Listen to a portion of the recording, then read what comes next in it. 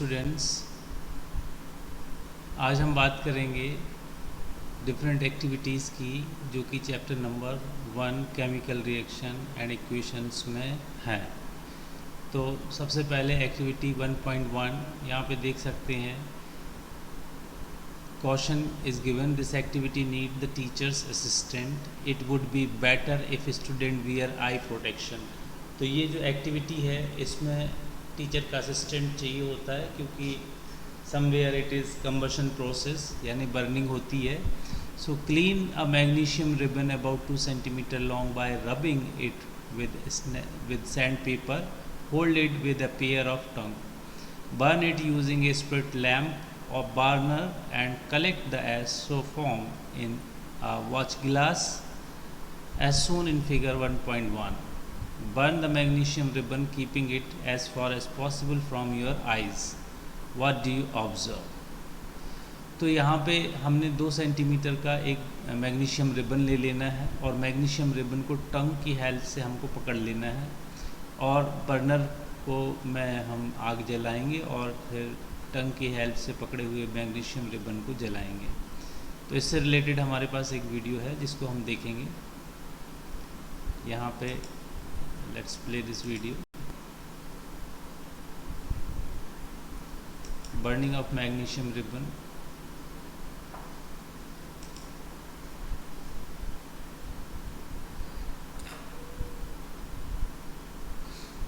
तो मैग्नीशियम है, टंग है, बर्नर है और मैच बॉक्स है। तो सबसे पहले हम मैग्नीशियम आग जलाते हैं। आग जलाने के बाद हम मैग्नीशियम रिबन को टंग की हेल्प से पकड़ेंगे और उसको फायर में धीरे धीरे लगाएंगे। आफ्टरवर्ड हम देखेंगे कि मैग्नीशियम रिबन जो है वो जलना स्टार्ट हो गया है। इसकी फायर वैसे ही होती है जैसे हम फुलझड़ी को जलाते हैं, है ना। तो इस तरह से ये ऑब्जर्वेशन भी पूछते हैं। तो dazzling flame, magnesium ribbon will burn with dazzling flame. ये डिजलिंग फ्लेम है, इसको बोलते हैं। मैग्नीशियम रिबन जलता है उसके साथ। Afterward we will get the ash. हमें मैग्नीशियम की जो ऐश है वो मिलेगी।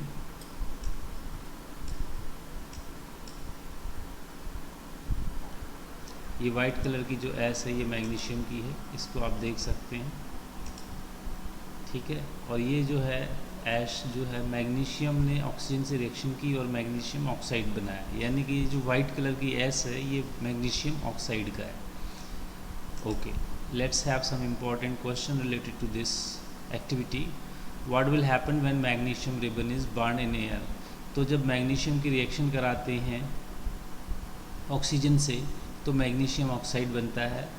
पहले जो मैग्नीशियम रिबन था वो सिल्वरी वाइट कलर का था, यानी कि जो मेटल थी मैग्नीशियम वो सिल्वरी वाइट कलर की थी। जब इसने ऑक्सीजन से रिएक्शन की तो मैग्नीशियम ऑक्साइड बनाया जो कि वाइट कलर का पाउडर था।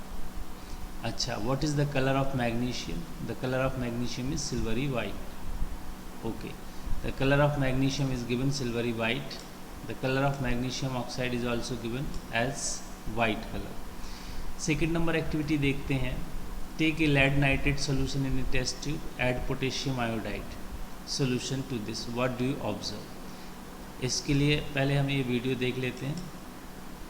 सबसे पहले हमने लेड नाइट्रेट और पोटेशियम आयोडाइड 2 सोल्यूशन लेना है, ठीक है। उसके लिए सोल्यूशन बनाएंगे। ये जो है पोटेशियम आयोडाइड है, इसको हमने एक बीकर में ले लेना है और बीकर में लेने के बाद इसमें वाटर ऐड करेंगे तो एक सोल्यूशन बनेगा जो कि ट्रांसपेरेंट होगा।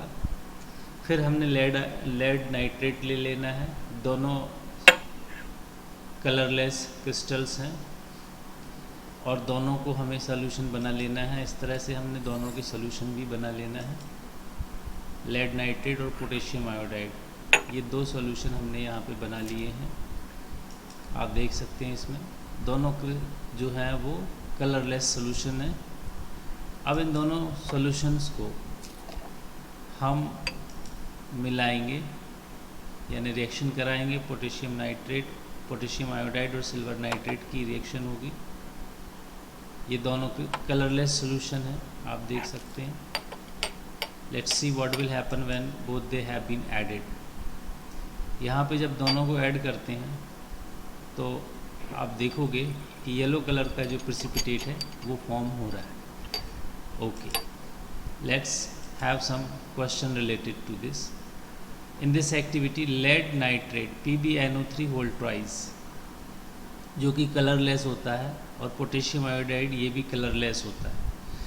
इनकी रिएक्शन होती है तो लेड आयोडाइड बनता है जो कि येलो कलर का PPT होता है। PPT क्यों कह रहे हैं? Because PPT always insoluble in water. अच्छा, इसके अलावा लेड फर्स्ट वाले रिएक्टेंट से लेड और सेकंड वाले रिएक्टेंट से आयोडाइड, लेड आयोडाइड बन गया, और सेकंड वाले रिएक्टेंट से पोटेशियम और फर्स्ट वाले रिएक्टेंट से नाइट्रेट, पोटेशियम नाइट्रेट भी यहाँ पे साथ में बनेगा, ठीक है, जो कि एक्वस फॉर्म में अवेलेबल होगा। When two colorless compound lead nitrate and potassium iodide combine with each other, they form a new yellow color semi-soluble compound that is lead iodide, which is insoluble in water. This reaction is also example of double displacement reaction. तो ये example याद करके रखेंगे double displacement के लिए। Okay, यहाँ से कुछ क्वेश्चन बनता है, व्हाट इज़ प्रेसिपिटेशन रिएक्शन। तो प्रेसिपिटेशन रिएक्शन क्या है? जब दो एक्वस सॉल्यूशन कंबाइन होते हैं, रिएक्ट करते हैं, तो एज ए रिजल्ट एक सेमी सॉल्युबल सॉल्ट फॉर्म होता है। That semi soluble salt is called precipitate, and the reaction by which this precipitate is form is called precipitation reaction. तो जब भी हम कलरलेस एक्वस सॉल्यूशन को कंबाइन कराते हैं या रिएक्ट कराते हैं, तो उसके एज ए रिज़ल्ट जो सेमी सॉल्युबल सॉल्ट ऑब्टेंड होता है वो प्रेसिपिटेट होता है। और ऐसी रिएक्शन जिसमें प्रेसिपिटेट फॉर्म होता है उसको हम प्रेसिपिटेशन रिएक्शन कहेंगे। Give some more example of precipitation reaction. तो प्रेसिपिटेशन रिएक्शन में देखो, सिल्वर नाइट्रेट KCl ले लिया, तो K यहाँ से और नाइट्रेट यहाँ से क्या बना लिया? KNO3 बना लिया। बचा क्या? यहाँ से Ag और यहाँ से Cl बचा, तो इसने बना लिया AgCl, जो कि वाइट कलर का PPT होगा। अच्छा, सेकंड रिएक्शन में देखेंगे, K यहाँ से और Cl2 यहाँ से ले लिया, तो क्या बन गया? KCl। ये एक्वस सॉल्यूशन रहेगा। प्रेसिपिटेट किसका बनेगा? कैल्शियम यहाँ से और OH यहाँ से, तो कैल्शियम हाइड्रोक्साइड का प्रेसिपिटेट वाइट कलर का हमें ऑब्टेंड हो जाएगा। थर्ड एक्टिविटी देखेंगे, take a few granules, zinc granules in a conical flask और ए टेस्ट ट्यूब। तो थर्ड एक्टिविटी जो है इसमें हमें जिंक ग्रेन्यूल्स ले लेना है और फिर डाइल्यूट हाइड्रोक्लोरिक एसिड और सल्फ्यूरिक एसिड, दो में से कोई भी एक एसिड इसमें जो है हमें ऐड करना है। Handle acid with care, this is the question. अब बताइए कुछ चेंज आपको नज़र आया क्या? तो हम इसमें देखेंगे कि आप इसमें देखोगे कि जब ये रिएक्शन होती है तो इसमें इस तरह से जो बबल्स निकल रहे हैं, ये जिंक मेटल इसने ऐड कर दी है, और जैसे ही जिंक मेटल हम सल्फ्यूरिक एसिड लिया यहाँ पे, तो सल्फ्यूरिक एसिड में ऐड करते हैं तो आप देख सकते हो बबल्स आर फॉर्म्ड। ये बबल्स जो बन रहे हैं ये हाइड्रोजन गैस के हैं। क्लियर? तो let's see the reaction in this activity. अच्छा, इसके बाद जब हम इस गिलास को टच करेंगे तो देखेंगे कि ये गर्म हो गया। अब गर्म हो गया इसका मतलब क्या हुआ? ये एक एक्सोथर्मिक रिएक्शन है। कौन सी रिएक्शन है? एक्सोथर्मिक। ये देखो, it is an exothermic reaction as well as displacement reaction. Displacement reaction भी है। क्यों है? क्योंकि देखिए, जिंक ग्रेन्यूल्स को हम सल्फ्यूरिक एसिड या हाइड्रोक्लोरिक एसिड से रिएक्ट करा रहे हैं, ठीक है। तो जिंक जो है हाइड्रोजन को रिप्लेस कर रहा है और जिंक क्लोराइड बनाया है ना, तो इस तरह से ये डिस्प्लेसमेंट रिएक्शन हो जाती है। फिर एक्सोथर्मिक क्यों है? एक्सोथर्मिक इसलिए क्योंकि इसमें हीट निकल रही है ना, इसलिए इसको हम बोलेंगे एक्सोथर्मिक रिएक्शन। क्वेश्चन देख लेते हैं, why it is recommended always to use dilute acid. Dilute acid क्या है? लेस हार्मफुल होते हैं, अगर गिर भी जाते हैं तो इतना हार्म नहीं करते हैं, और अगर हम कॉन्सेंट्रेटेड एसिड लेंगे तो उसमें हार्म ज़्यादा होने के चांसेस होते हैं। इसलिए हमेशा रिकमेंड किया जाता है कि आप डाइल्यूट एसिड को यूज़ करें। फिर सेकंड क्वेश्चन है, what happen to zinc granules when dilute HCl और sulphuric acid added to it. तो क्या होगा जब सल्फ्यूरिक एसिड डालेंगे जिंक ग्रेनुअल्स को सल्फ्यूरिक एसिड या हाइड्रोक्लोरिक एसिड में ऐड करेंगे तो सॉल्ट फॉर्म होगा जिंक का। अगर सल्फ्यूरिक एसिड लिया तो जिंक सल्फेट, और अगर HCl लिया है तो जिंक क्लोराइड बनेगा, साथ में हाइड्रोजन गैस निकलेगी और ये एक एक्सोथर्मिक रिएक्शन है, यानी कि जो वेसल्स है, कंटेनर जो है वो गर्म हो जाएगा। As zinc displaces hydrogen from the HCl, this is also an example of displacement reaction. Hydrogen gas usually prepared in the laboratory by this reaction. तो ये laboratory preparation of hydrogen भी है, कई बार क्वेश्चन घुमा के पूछ लेते हैं, ठीक है। तो हाइड्रोजन को कैसे लेबोरेटरी में प्रिपेयर करते हैं? By the reaction of zinc metal with hydrochloric acid और सल्फ्यूरिक एसिड। अच्छा, ये सल्फ्यूरिक एसिड के साथ रिएक्शन है। फिर नेक्स्ट एक्टिविटी आप देखेंगे, take a small amount of calcium oxide और क्विकलाइम। कैल्शियम ऑक्साइड को बोलते हैं क्विकलाइम, यानी चूना बोलते हैं हिंदी में। Slowly add water to this. तो क्विकलाइम यानी कि कैल्शियम ऑक्साइड में जब हम वाटर को ऐड करेंगे तो कैल्शियम हाइड्रोक्साइड बनेगा, यानी क्विकलाइम जो है वो स्लेक लाइम में चेंज हो जाएगा, यानी चूना जो है वो कली में चेंज होगा, है ना, ठीक है। ये रिएक्शन है, इसको याद रखें। कैल्शियम ऑक्साइड जो कि सॉलिड है, जब वाटर इसमें ऐड होगा तो कैल्शियम हाइड्रोक्साइड जो कि लिक्विड है वो बनेगा, और इसको बोलते हैं स्लैग्ड लाइम। ये रिएक्शन देख सकते हैं आप एक बार।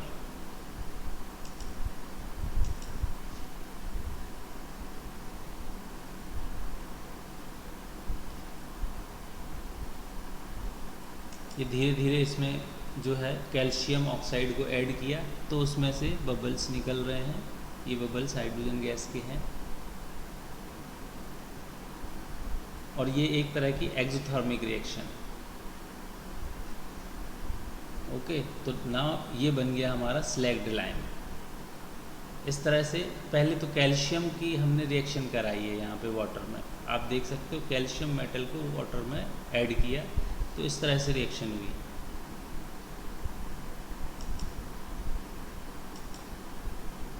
कैल्शियम ऑक्साइड बन गया।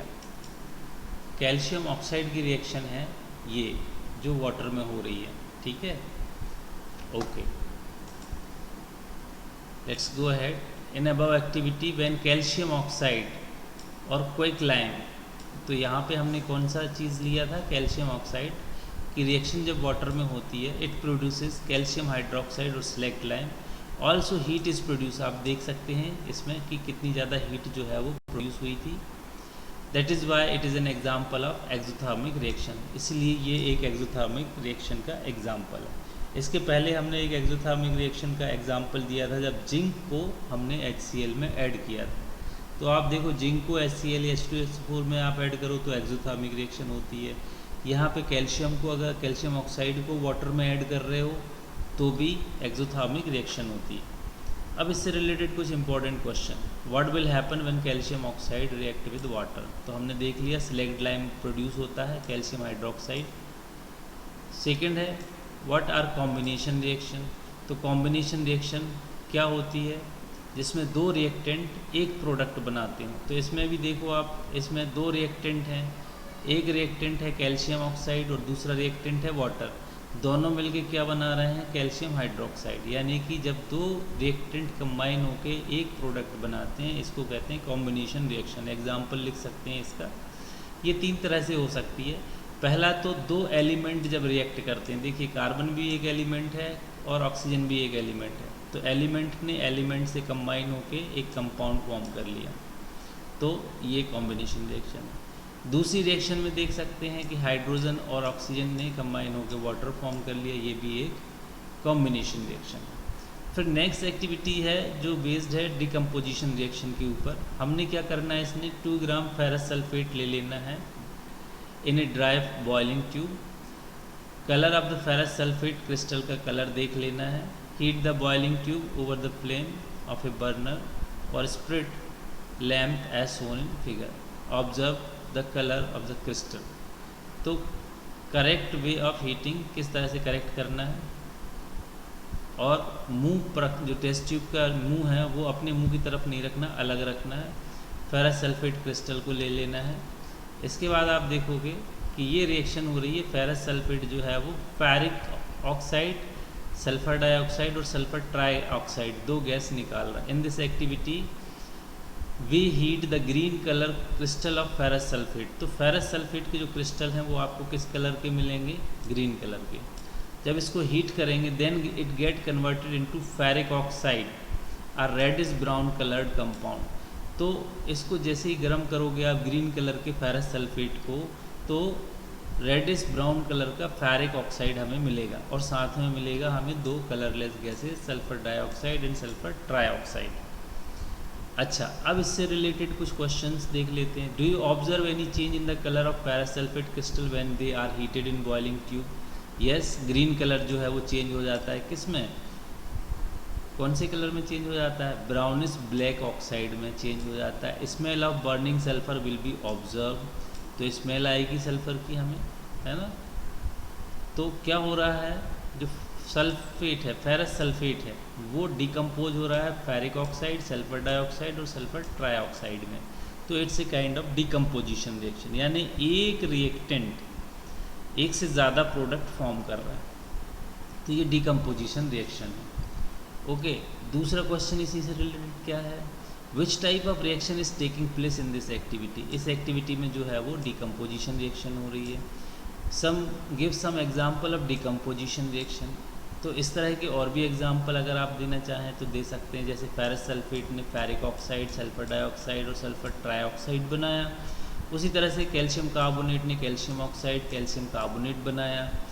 और भी एक एग्जाम्पल, लेड नाइट्रेट को जब गर्म करेंगे तो क्या होगा? लेड ऑक्साइड बनेगा, नाइट्रोजन डाइऑक्साइड बनेगा और ऑक्सीजन बनेगा। तो नाइट्रोजन डाइऑक्साइड का जो गैस है, इसका जो कलर है वो ब्राउन कलर का है इस रिएक्शन में, है ना। So what is wafting gas? अब वैफ्टिंग गैस पूछा गया है, इसी एक्टिविटी से रिलेटेड क्वेश्चन है। तो sulphur dioxide, sulphur trioxide are colourless gases which are colourless and have pungent smell. बहुत गंदी सी बदबू आती है इनमें। These gases are harmful to the health, और इसीलिए इनको बोलते हैं वैफ्टिंग गैस। नेक्स्ट एक्टिविटी देखेंगे।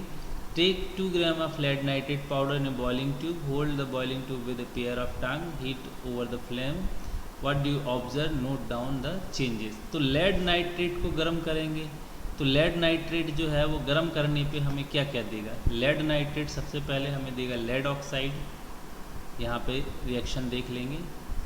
लेड ऑक्साइड दे रहा है, फिर दे रहा है नाइट्रोजन डाइऑक्साइड जो कि ब्राउन कलर की फ्यूम निकलेंगी, और फिर दे रहा है ऑक्सीजन। यहाँ पे भी हमने ये देखा था, ये रिएक्शन लेड ऑक्साइड को हीट करने पर, गर्म करने पे क्या मिल रहा है? लेड ऑक्साइड मिल रहा है।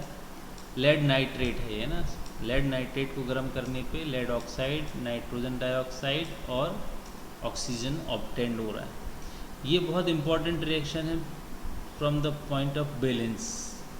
बैलेंस द केमिकल रिएक्शन में हर साल ये आता है, तो इसको एक बार बैलेंसिंग करके भी आपको अच्छे से समझ लेना है। फिर आते हैं क्वेश्चंस के ऊपर। What do you observe when boiling test tube contain lead nitrate powder is heated over the flame? जब हीट करेंगे लेड नाइट्रेट को तो हम देखेंगे ब्राउन कलर की फ्यूम निकल रही है और एक क्रिकलिंग साउंड मिल रहा है। ये 2 ऑब्जर्वेशन याद रखेंगे। कड़कड़ की आवाज़ आएगी क्योंकि लेड नाइट्रेट उसी में बर्न हो रहा है, ब्राउन फ्यूम निकलेगी नाइट्रोजन डाइऑक्साइड की। तो ये 2 ऑब्जर्वेशन आपको हमेशा याद रखना, ये बहुत इंपॉर्टेंट है, पूछे जाते हैं। फिर नेक्स्ट एक्टिविटी देख लेते हैं 1.7। इसमें इलेक्ट्रोलिसिस ऑफ वाटर शो किया गया है। आप देख सकते हैं कंटेनर है, उसमें हमने वाटर ले रखा है, बैटरी से कनेक्ट कर रखे हैं, 2 इलेक्ट्रोड लगा दिए हैं, एक एनोड है एक कैथोड है। एनोड जो है वो पॉजिटिव टर्मिनल, कैथोड जो है वो नेगेटिव टर्मिनल है। तो इसमें देखेंगे कि कैसे होता है वाटर का इलेक्ट्रोलिसिस। आप अगर वाटर का फार्मूला देखेंगे H2O, तो H2O में H जो है वो पॉजिटिवली चार्ज है तो वो नेगेटिव इलेक्ट्रोड पे आएगा, और ऑक्सीजन नेगेटिवली चार्ज गैस है इसलिए वो आएगी एनोड पे। ठीक है, अब H2O में कितने H होते हैं? 2 H होते हैं, इसलिए चूँकि H पे पॉजिटिव चार्ज है तो ये नेगेटिव इलेक्ट्रोड यानी कैथोड पे आएगी, और वाटर मॉलिक्यूल में 2 H होते हैं तो यहाँ पे H डबल अमाउंट होगा इसका। और ऑक्सीजन जो है वाटर मॉलिक्यूल में एक होता है तो उसका सिंगल अमाउंट होगा यहाँ पे एनोड पे। तो यहाँ देख सकते हो आप स्पेस भी जो टेस्ट ट्यूब में दिख रही है, कैथोड पे डबल स्पेस दिख रही है क्योंकि यहाँ पे हाइड्रोजन डबल अमाउंट में इकट्ठा हुआ है और ऑक्सीजन आधे अमाउंट में इकट्ठा हुआ है, इसलिए यहाँ पे आधी स्पेस दिख रही है। बहुत बार ये क्वेश्चन आता है, when you do perform the electrolysis of water at one electrode you got double amount of gas, why, which gas is collected in on which electrode, ये भी क्वेश्चन पूछ लेते हैं, यहाँ पे देख लेते हैं। बहुत सारे क्वेश्चन इससे बनते हैं। तो is the volume of gas collected the same in the both test tube, no. जो कैथोड पे कलेक्ट कर रहे हैं उसमें जो वॉल्यूम है वो डबल है और जो एनोड पे कलेक्ट कर रहे हैं उसमें जो गैस का वॉल्यूम है वो है आधा, है ना। फिर इसके बाद दूसरा क्वेश्चन है, what happen to these gases when we bring a burning candle close to the mouth of each of the test tube containing the gases. अगर हम इनके पास लेके आएंगे टेस्ट ट्यूब तो हाइड्रोजन जो है वो पॉप साउंड के साथ जलेगा, ठीक है। पॉप की आवाज़ आएगी, जैसे कि हम ओपनर से बॉटल को ओपन करते हैं, पॉप से आवाज़ आती है। और दूसरी वाली जो टेस्ट ट्यूब है, इस वाली टेस्ट ट्यूब में क्या होगा, जिसमें ऑक्सीजन होगी, उस टेस्ट ट्यूब में जो बर्निंग मैच स्टिक है और तेज़ी से जलने लगेगी क्योंकि ऑक्सीजन सपोर्ट बर्निंग। यहाँ पे आंसर भी देख सकते हो आप।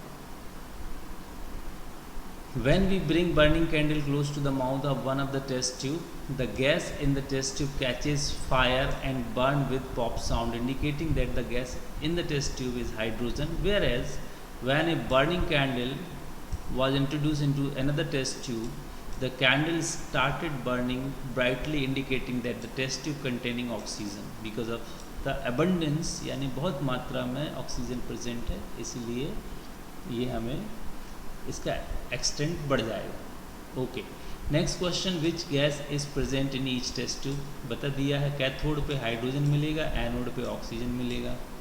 फिर why is the amount one gas produce in one test tube is double, क्योंकि वाटर में जो है वो H2 होता है, डबल होता है, ऑक्सीजन सिंगल होता है। Hydrogen gas and oxygen gas form are always in the ratio of 2:1। One molecule of water, एक मॉलिक्यूल वाटर में हाइड्रोजन और ऑक्सीजन का रेशियो हमेशा 2:1 होगा।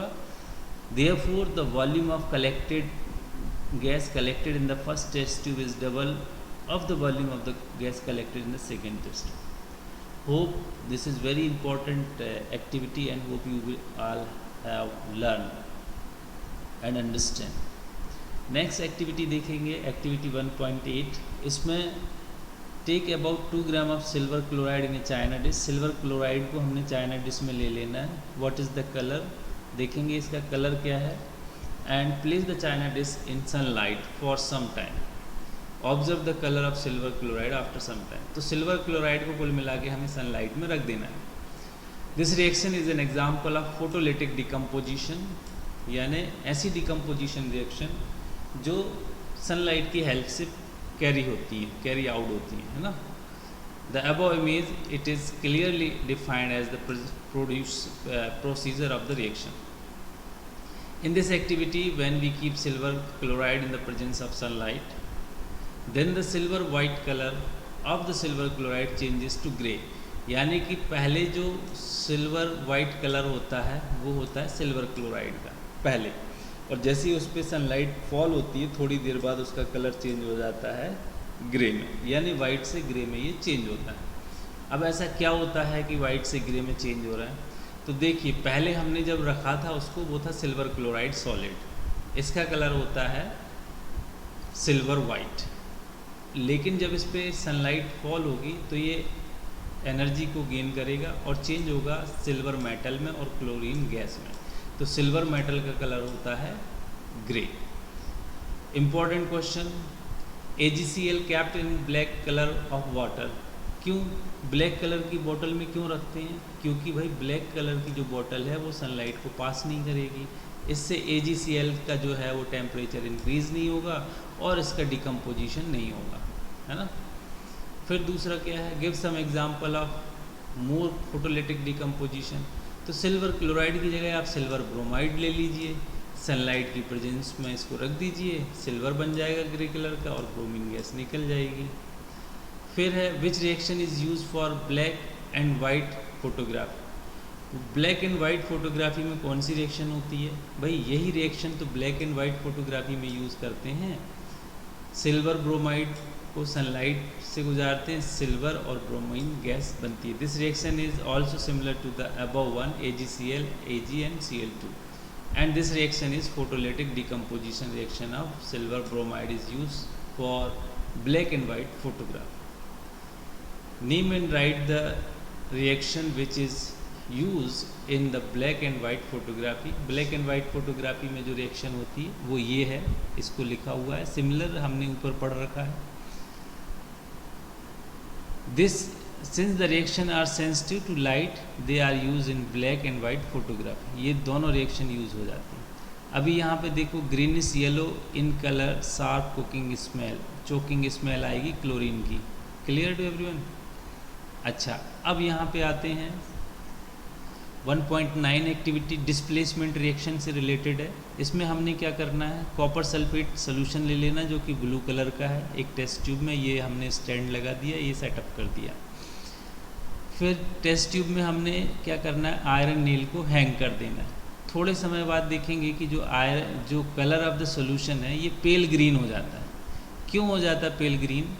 क्योंकि आयरन नेल जो हमने हैंग की है, चूँकि आयरन जो है वो कॉपर से ज़्यादा रिएक्टिव है, तो कॉपर को डिस्प्लेस कर देता है और आयरन सल्फेट बना लेता है और कॉपर फ्री हो जाता है। तो ड्यू टू केमिकल चेंज, है ना, केमिकल रिएक्शन हो रही है भाई, आयरन कॉपर सल्फेट से रिएक्शन कर गया और कॉपर को अलग करके खुद सल्फेट से जुड़ गया, तो क्या बना लिया इसने, आयरन सल्फेट बना लिया, और इसका कलर होता है pale green colour. So in this reaction the iron nil become brownish in color and the blue color of copper sulfate solution fade because of iron displaces copper from its position from copper sulfate because iron is more reactive than the copper। तो ये displacement reaction क्यों हो रही? क्योंकि iron ज़्यादा strong है, copper week है, तो कॉपर को हटा देगा कॉपर सल्फेट से, आयरन खुद जुड़ जाएगा, इसलिए इसको बोलते हैं डिस्प्लेसमेंट रिएक्शन। अच्छा, जो कॉपर फ्री हुआ है ये आयरन नेल के ऊपर डिपॉजिट हो जाएगा, इसीलिए हमें जो है iron nail becomes brownish in colour हो जाती है। मतलब ब्राउनिश कलर की क्यों हो जाती हैं आयरन नेल? क्योंकि कॉपर जो निकल रहा है वो आयरन नेल के ऊपर डिपॉजिट हो रहा है। And that is why the colour of copper sulphate solution changes blue colour to fat or pale green colour कह सकते हैं। क्लियर? अब आते हैं डबल डिस्प्लेसमेंट रिएक्शन, हमने एक बार देख ली है। इसमें दूसरा हमने एग्जाम्पल लिया है डबल डिस्प्लेसमेंट रिएक्शन। हमने एक टेस्ट ट्यूब में एक सोल्यूशन ले लेना है जिसको कहते हैं sodium sulphate. Sodium sulphate aqueous solution ले लेना है और दूसरी टेस्ट ट्यूब में बेरियम क्लोराइड एक्वस सोल्यूशन ले लेना है। दोनों टेस्ट ट्यूब अलग अलग हैं। फिर एक टेस्ट ट्यूब के सोल्यूशन को दूसरे टेस्ट ट्यूब में हमने ऐड कर देना है, तो दोनों रिएक्टेंट आपस में रिएक्शन करेंगे और अपनी पोजीशन को एक्सचेंज करेंगे। बेरियम सोडियम की जगह चला जाएगा, सोडियम बेरियम की जगह आ जाएगा। तो क्या बनेगा, देखो बेरियम अगर सोडियम की जगह जाता है तो बेरियम सल्फेट बन गया, और सोडियम बेरियम की जगह आ रहा है तो सोडियम क्लोराइड बन गया। अब जो बेरियम सल्फेट है इसका कलर होता है वाइट, ये वाइट कलर का पीपीटी बनता है, नीचे की तरफ बैठ जाता है। ठीक है, व्हाट डू यू ऑब्जर्व? हम क्या ऑब्जर्व कर रहे हैं इसमें? इसमें हम यही देख रहे हैं कि भाई at the beginning they are colourless solution both of them, लेकिन जैसी रिएक्शन होती है तो वाइट कलर का प्रेसिपिटेट इसमें बन जाता है। Okay, last activity of the chapter is heat a china dish containing about 1 gram of copper powder. What do you observe? Copper powder को गर्म करने पे कैसा हमें दिखेगा? The surface of copper powder, what happen to the copper, right? तो surface of the copper powder coated with black copper oxide, this is because oxygen is added to copper and copper oxide is form. तो copper की reaction जब oxygen से होगी तो copper oxide बनेगा जो कि ब्लैक कलर का होगा। Okay, so this is all about the complete activity of chapter number 1. Hope you have enjoyed the video. Thank you everyone.